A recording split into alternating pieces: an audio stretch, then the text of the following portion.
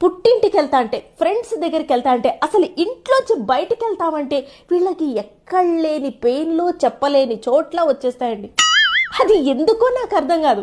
వీళ్ళు మాత్రం ఎక్కడికైనా వెళ్ళిపోవచ్చు, ఏదైనా చేసేయచ్చు. వీళ్ళకి మాత్రం ఎంజాయ్మెంట్ అనమాట.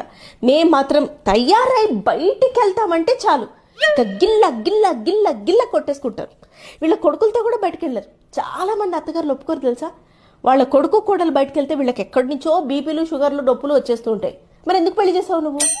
నాకు అర్థమైంది వీళ్ళకి ఎందుకు చేశారు. వీళ్ళల్లో వీళ్ళు ఏది, ఈ ఒక ఫ్యామిలీ, ఒక మదరు, ఒక డాటరు, ఒక సన్, ఒక హస్బెండ్, ఈ సదరు ఫ్యామిలీ కొట్టుకొని కొట్టుకొని కొట్టుకొని కొట్టుకొని బోర్ వచ్చి పెళ్ళి అనే పేరు మీదట ఇంకో కొత్త ఫ్యామిలీ, ఆ ఫ్యామిలీలోంచి కొత్త పర్సన్ని తెచ్చుకొని జీవితాంతం కొట్టుకుంటూ ఉంటారు కొత్త కొత్త గొడవలతో, క్యూట్గా. లేకపోతే గొడవలు తవ్వి తవ్వి బయటికి తీసి